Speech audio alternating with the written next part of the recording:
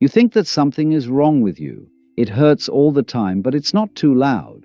There is a deep hum of not being good enough that runs through every conversation, every interaction, and every moment you spend alone. When you look in the mirror, you see a project that needs to be fixed. You see all the things about yourself that are too much or not enough. You are too sensitive. You need to speak up. You think too much. You feel too strongly. Therefore, you live your life as an apology.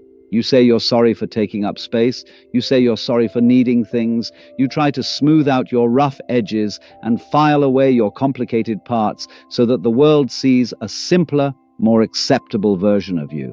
You are constantly trying to fix what you think is broken. You look at the world and all the other people who seem to get through life with such ease and confidence. You wonder, why is it so easy for them and so hard for me? You see them deal with the noise, the crowds, and the endless social games, and they seem fine.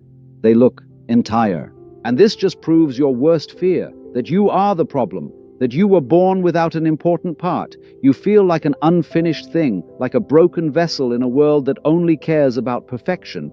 You think that if you could just discover the right answer, the right technique, or the right person, you could finally be fixed. You might finally be worth something. You could finally relax. This feeling of being broken is the hardest thing for you to carry. It's the secret you keep safe every day.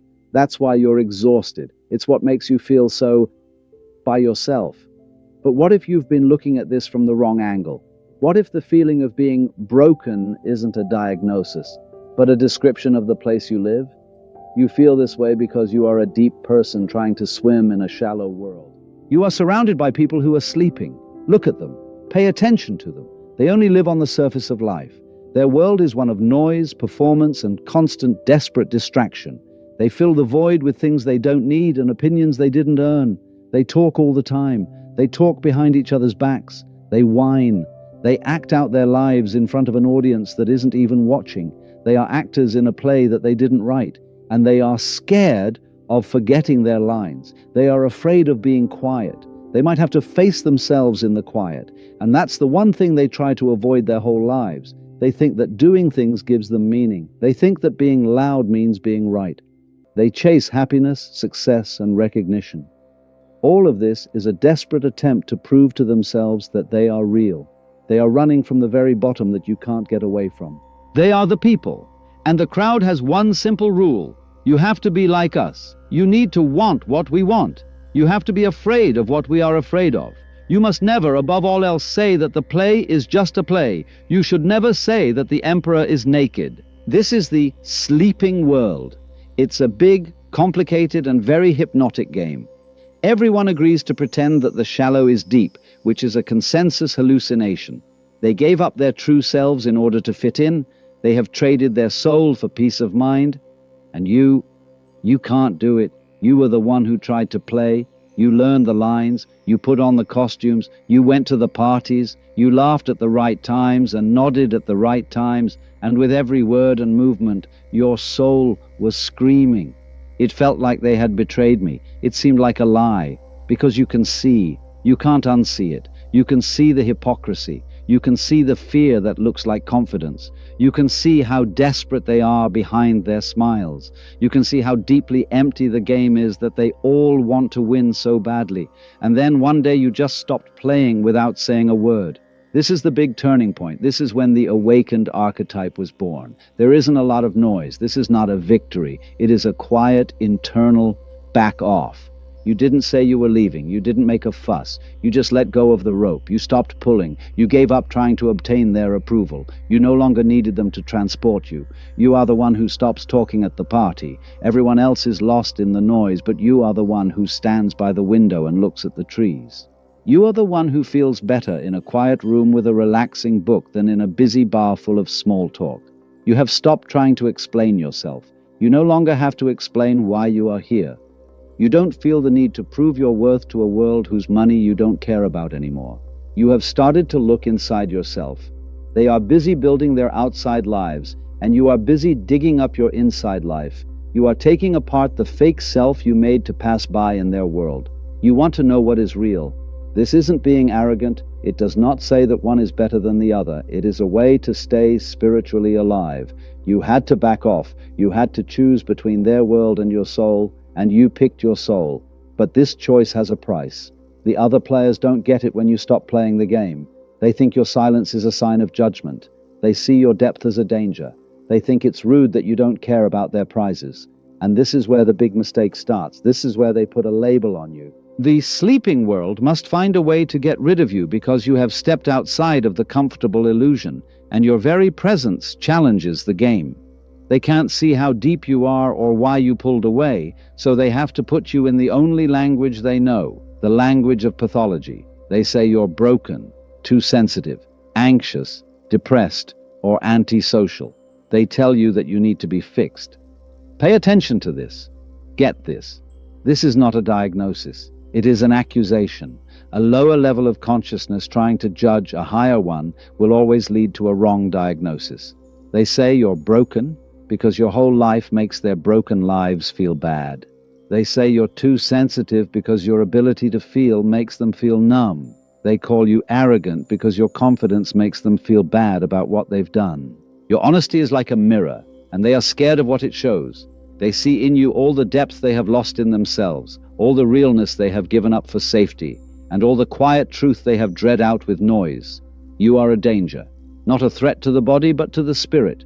Your very existence threatens their comfortable lies. And so, they have to pathologize you. They have to see your depth as a problem. They have to see your sensitivity as a flaw. They have to see your quiet honesty as a flaw. Why? To keep themselves safe, to keep their chalice safe. If you are broken, they are healthy. If you are wrong, they are right. If you are the problem, they are not responsible. That label they put on you, broken, inadequate, flawed, is not true about you.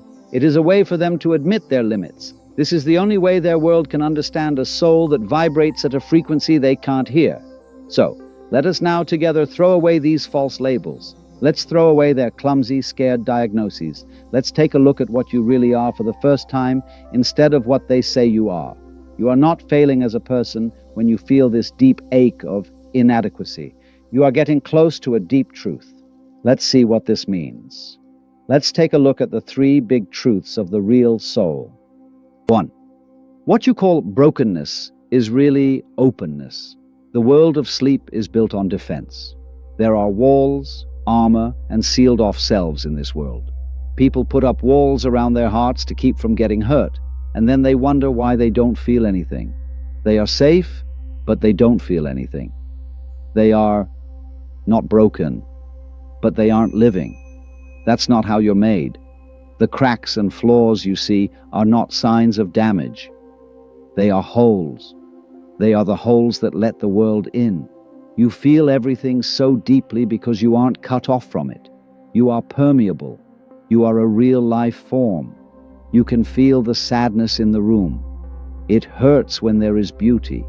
It hurts you when there is injustice. This is not a problem. This is the whole point of being a person. They have chosen comfort over awareness. You haven't. Your sensitivity isn't a flaw. It's just your awareness. It means that your soul is awake and working. The pain you feel is not a sign that you are broken. It is a sign that you are connected to everything. You are not broken. You are honest. 2. What you call inadequacy is really your integrity. You think you're inadequate because you can't or won't play the shallow games. You can't make small talk, pretend to be interested, or do the things that people do to fit in. In these situations, you feel clumsy, awkward, and wrong. You are not wrong. You are just real. The feeling of inadequacy is the conflict between who you really are and who you think you are. Your honesty is what keeps you from lying. A painted branch is the perfect place for a wooden bird to sit. A real bird can't do that. It has to fly. You are a real person. You can't be happy with the world they painted. You can't change your soul into shapes that aren't real. You can't say things you don't mean. You can't pretend to care about something you know isn't worth anything. This is not a failure of society.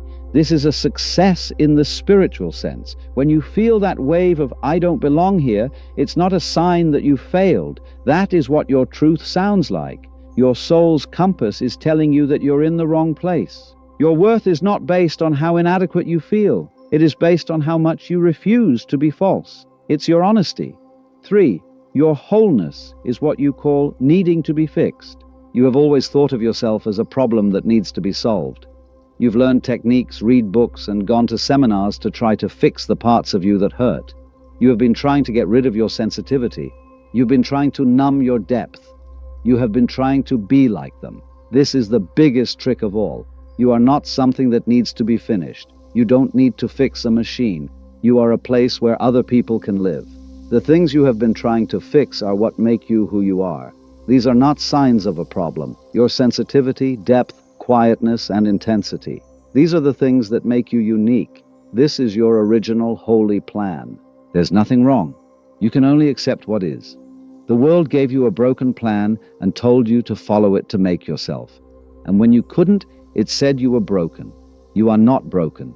You just have the wrong map.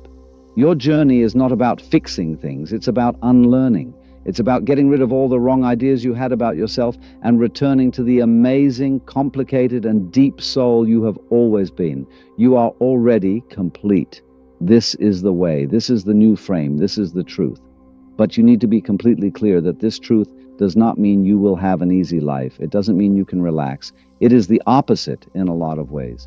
To embrace your completeness and adhere to this profound understanding is to assert your autonomy from the superficial realm. And the shallow world won't let this go. It costs money. The price is very high. It will be lonely to live as an open, integral, and whole person. You have to come to terms with this. This is not the same kind of loneliness as being alone. It is the loneliness of not being able to talk to anyone. It is lonely to see a dimension that other people don't. The ones who are sleeping will still not understand you.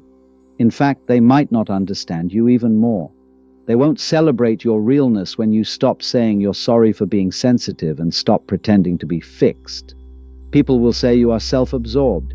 They won't respect your honesty if you stop playing their games of gossip and complaint. They will say you are rude or judgmental when you respect your deep need for peace, quiet, and meaning. They won't see how smart you are. They will say you are strange, antisocial, or cold. You have to be okay with people not getting you. You have to be okay with being the bad guy in their story. You have to be okay with letting them be. This is the most difficult part. You have to be willing to hurt the people who say they love you, but only love the fake version of you that you made for their comfort. You need to be okay with them thinking you're broken, wrong, or flawed. You also need to find the strength to not want to correct them. No need to explain. You don't have to defend. This is the big price of waking up. You give up the warm, cozy blanket of the crowd for the clear, cold air of your soul. You give up their conditional acceptance for your unconditional honesty. You give up reality for inclusion. You don't just make this choice once. You have to make this choice every day. Every time you choose not to tell the easy lie. Every time you decide to honor your energy instead of doing what they want. Every time you pick the quiet over the noise. You are the one who is paying. It is a way to grieve. Letting go of the hope that you will one day fit in is sad. It's sad to know that you can't save them or wake them up. You have to let them sleep. You have to let them play their game. And you have to be brave enough to follow your path. The price is real. It is the cost of getting in. But the prize, the reward, is real life. Your soul is the prize. And so, I'm here to give you what they can never give you. I'm here to give you allowance. You have permission to stop the never-ending, tiring project of self-improvement. You have permission to stop trying to fix things that were never broken. You have permission to be exactly who you are right now. You have my permission to feel everything as deeply as you do. You can be the too sensitive one if you want. You can be the too quiet one if you want. I give you permission to be the too intense person. You have my permission to leave the noise. You can leave the party if you want. Not just the real party, but the big, loud, crazy party of their values. You can let the phone ring if you want to. When you have nothing to say, you can say nothing to say. You can let people be if you want. You can let them be wrong about you if you want. I give you permission to not meet their expectations so that you can finally meet your. You don't have to keep saying you're sorry for being alive. You don't have to keep trying to explain your soul. You have my permission to sit in the quiet and just be. You don't need to be fixed. You're not a machine. You don't have to find your value. You are not something that is lost. You don't have to earn your place in the world. You are the world. Stop thinking of your beautiful, complicated, and deep nature as a problem to be solved. You don't have to carry it. It's your gift. It is your strength. It is the truth for you. This is the way to leave the game, to stop believing that you are anything less than whole. And that's the journey. If this way of looking at things, this path back to what is real, speaks to your soul, please subscribe and turn on notifications so we can keep walking this path together, in clear terms. Now, let the noise of the world go away. Make it sound like traffic far away. Let their diagnoses, labels, and judgments fade away. They were never about you. They were admitting their fear. Take a breath. Forget about the plan they gave you, the one that told you how to act. It was never your size. You are not a problem that needs to be fixed. You are not a disease that needs to be treated. You are not a mistake that needs to be fixed. You are a truth that needs to be lived. Take a break in this. Rest in your world. The long, frantic search for what was wrong with you is done. It was a fake search. You are not broken. You are awake. You are not wrong. You are home.